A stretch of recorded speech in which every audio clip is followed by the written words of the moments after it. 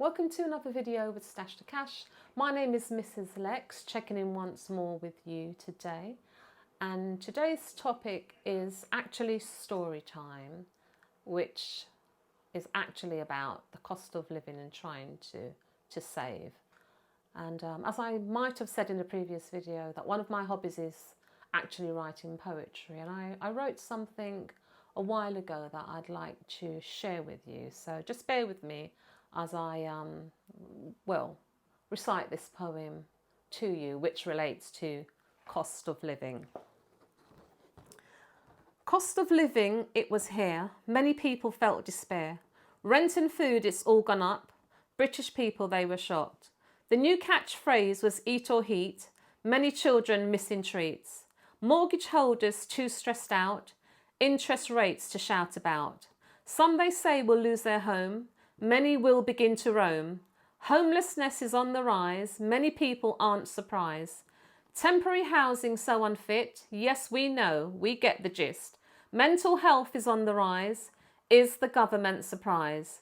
They say they're here, we really care. Pay rises frozen, more despair. Many companies on strike. Yes, this is our daily plight. Work hard, they say, and pay your bills. In hindsight, this should be the drill. Energy prices are so high. I have seen some people cry. Vulnerable people promise help. Feel so unwell, can't you tell? Is it enough? Martin Lewis says no. The self-help guru told us so. A sticking plaster, that's for sure. They don't last long, and this we know. Martin Lewis, he said so. He often sighs with little hope, telling consumers nowhere to scope. At least he's honest while he portrays the government should not be phased. Food banks' use is on the rise. Working people cannot suffice. Middle earners slip through the gap. No help for them, and that's a fact. Woe betide us, this they say. It's Putin's war, and no one cares. Our Chancellor says things will get worse. Okay for some, no empty purse. Inflation, yes, it's hit a peak. Recession is on, it's really bleak. What can we do, the people say? Cut back, skip meals and freeze all day. Food we know the staff of life. This should never cause no strife. We pray for better days ahead so we can earn our daily bread. Income tax is on the rise. Our country's in debt. This is our prize. A caring government we need. We plead and feel the pain indeed. And this was written by me in January 23, and I believe it's self-explanatory. The cost of living is real, the struggle is real, and it's affecting everybody in every walks of life, and everybody's up against something. However, as I just said today, the topic is the cost of living and trying to save, and I really want to talk to you about my journey within this climate, the cost of living and trying to save, and how I started in January 23, because the year before in 22 I tried to save, and I didn't get very far, and I kind of fell on my face, and I thought 23 was here, I'm going to try. So I just want to give you some bullet points in how I started with zero, and in 6 months I managed to save £4,017, which is roughly £669 a month. So I just want to tell you how I got there. And one of the things I did, I set a budget, and I know you have to set a budget. So sometimes once you set a budget, you kind of know where everything's going. You've got your household costs if you're paying rent or mortgage. Then you've got your utilities and your council tax and your food. So I set a budget, and then I kind of knew where every penny was going. So that's one of the first things I did.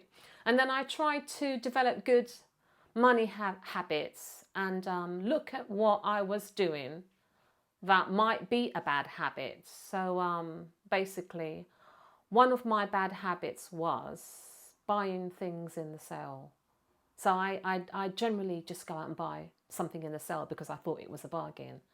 And I kind of looked at that, and why was I doing that? And I was thinking that it's a good thing, but then when I stopped and took a double take. I actually have things that I have bought from last year with the ticket still on, and we are now in 23 and it's November.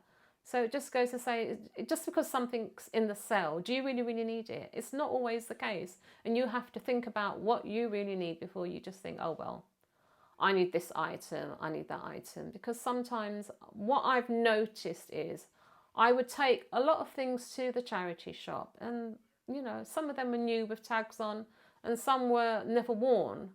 So that is something that I checked myself on, and I, you know, even though it gave me joy to purchase these items, it was just like throwing money away, basically. Because if you buy something, you don't use it, then the energy that it's taken you to earn that money, the energy that it's taken you to go to the shop, the energy that it's taken you to find that item and you haven't worn it and you've just given it away, all of that time is just a waste of everything.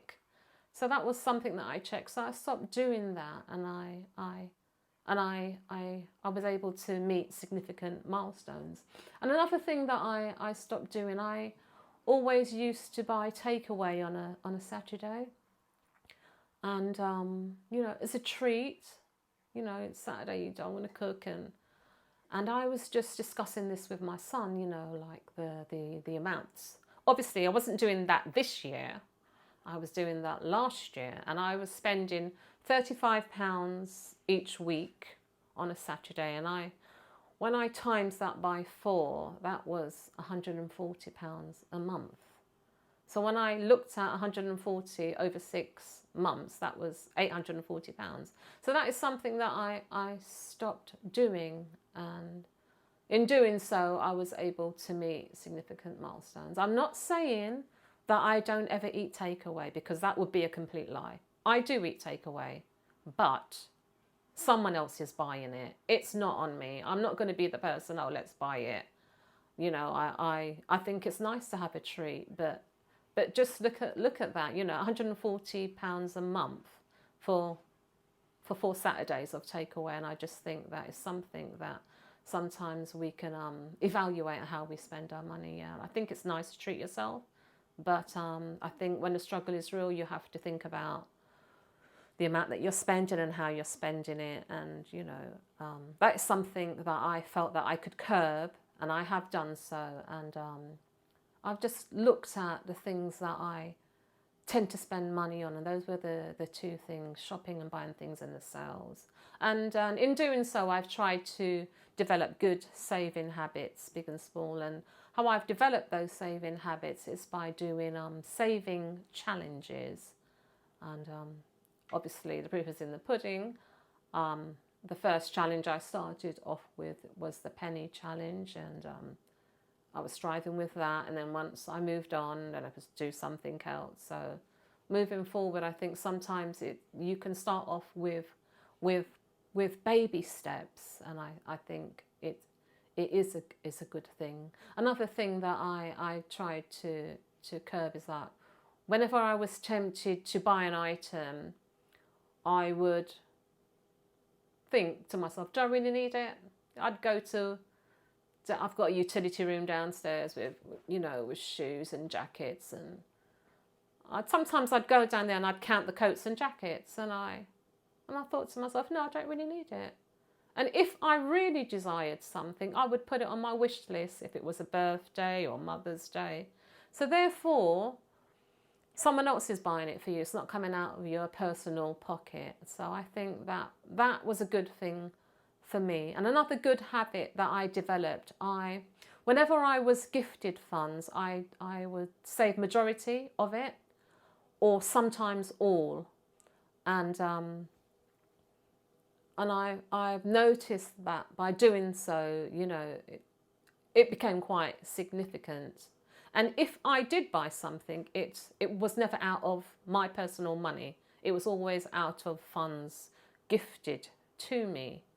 So, you know, that's the way I was kind of moving forward in 2023. And just to recap on saving challenges, all my saving challenges between January and June, it tallied up to £1,000 and £1,615. And I started off with the most basic one, the penny challenge, and I do the £5 note challenge, and I do the £2 coin challenge. So all of these challenges, it got me to £1,615. And because I track everything in this binder, it's always easy to see where everything is.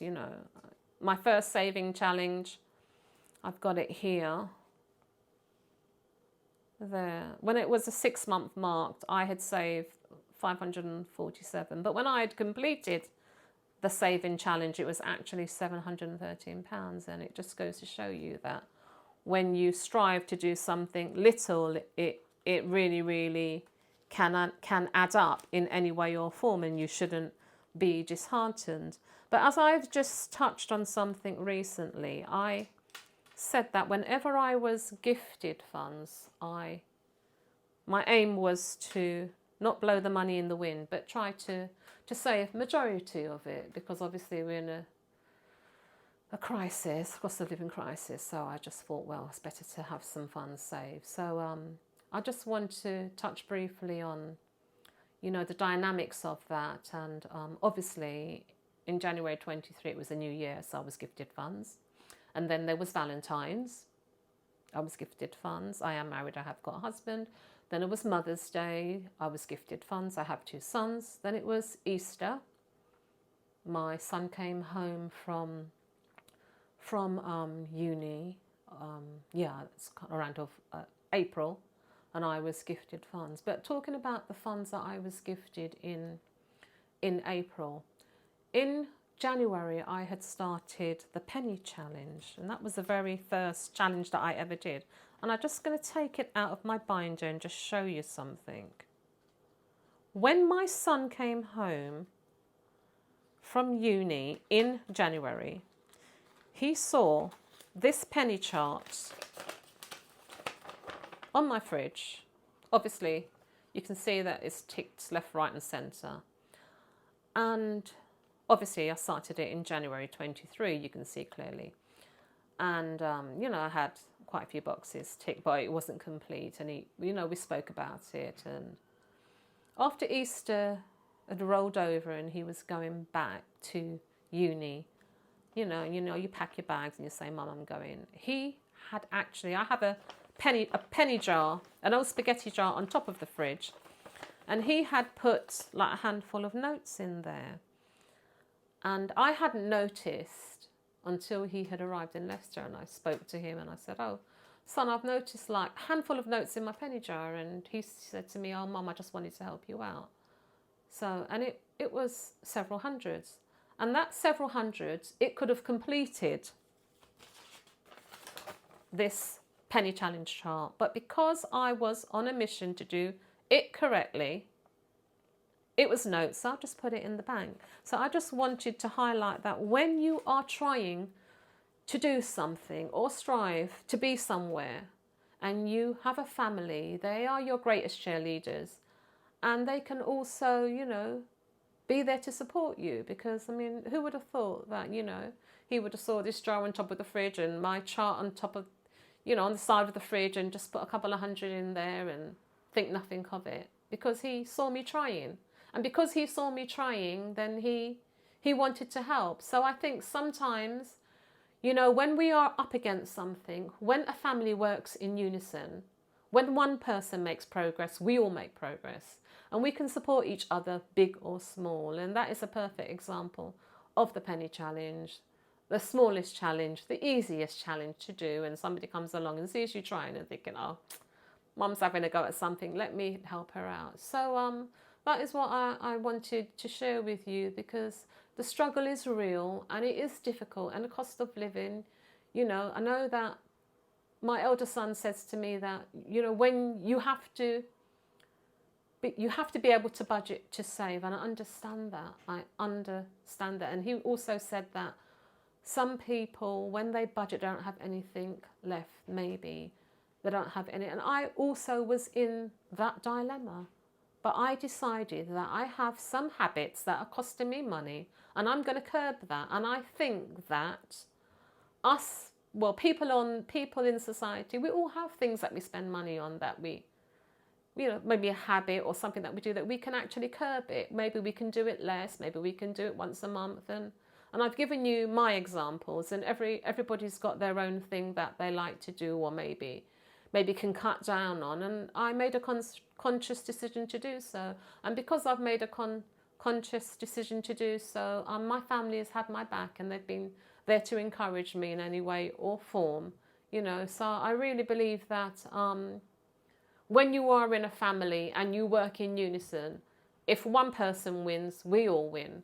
Because if you have a parent trying to be somewhere financially or have some emergency funds, at least when you have those funds and your son has a hiccup, you are there.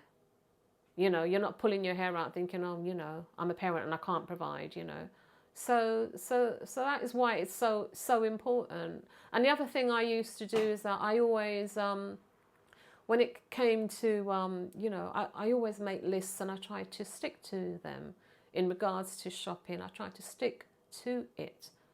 And the other thing that I started to do, I use cash more and use cards less.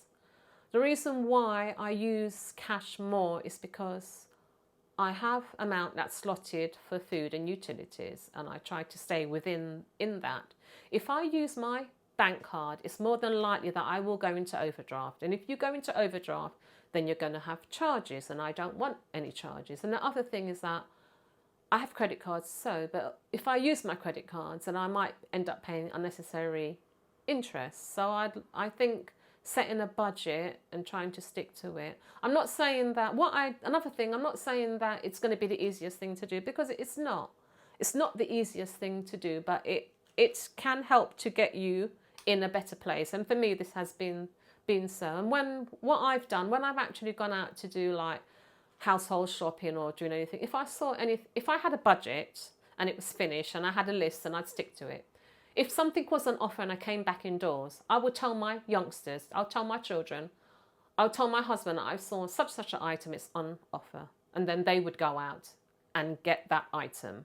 So the onus wasn't always on me to do everything. Somebody else was chipping in. And when someone else is chipping in, big or small, it is a bonus and a blessing in disguise, because then you don't have to, and that is the gist of it. And I really think that the struggle is real for everybody out there, young and old. And I know that I think that people that are ahead of the game is because they've made a conscious decision to do something before that.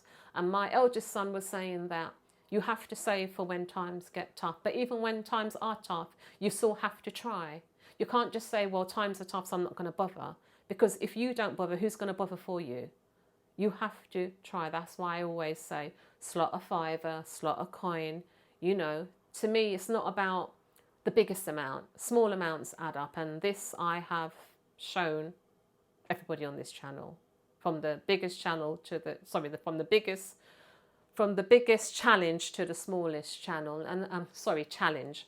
And the other thing I wanted to highlight is that my youngest son is at uni at the moment, and in September 22, his accommodation was £800.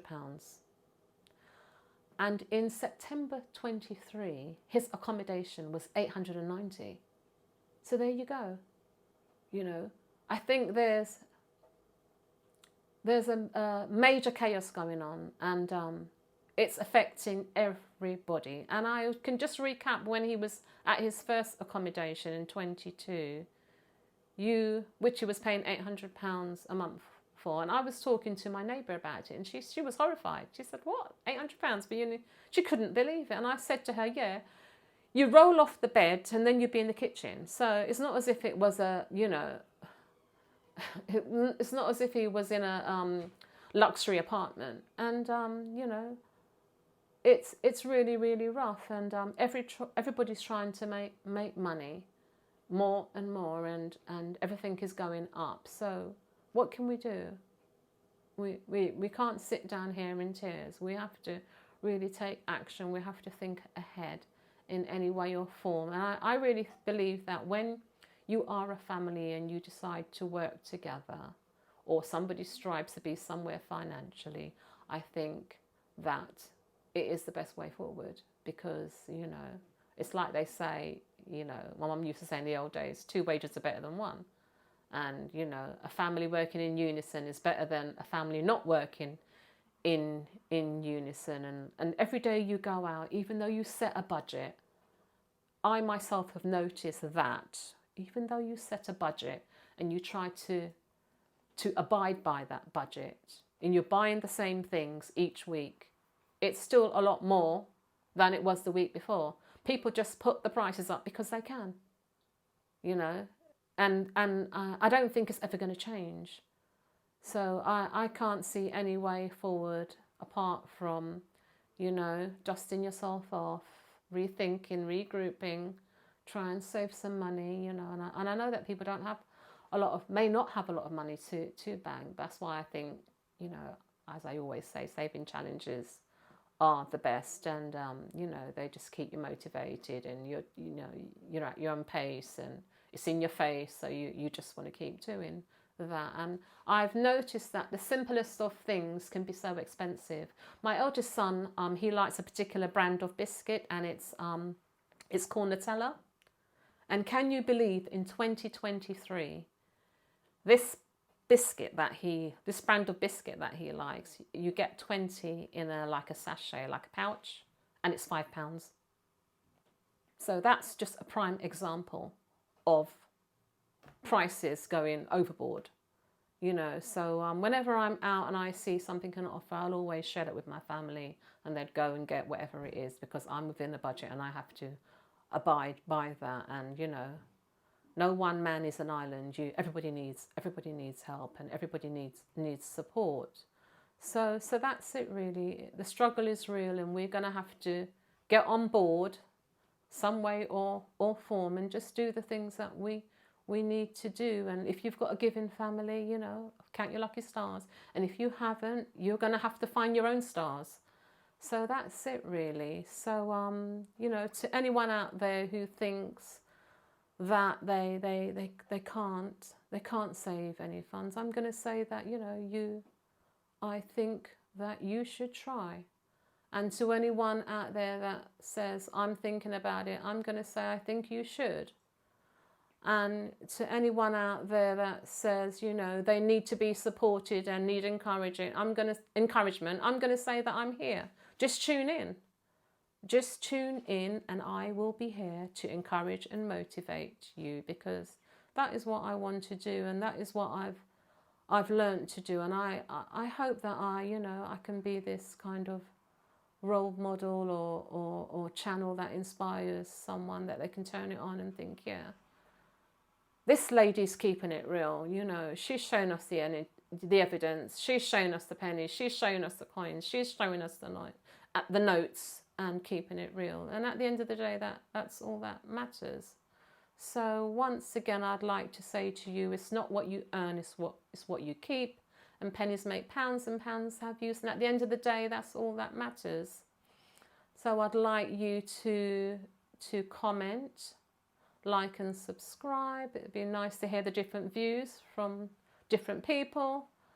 And, you know, I'd love to hear from you all at Stash the Cash. And I'm here waiting to encourage you and inspire you once more. So in the meantime, I'd like to say blessings to you all. Take care, and see you soon.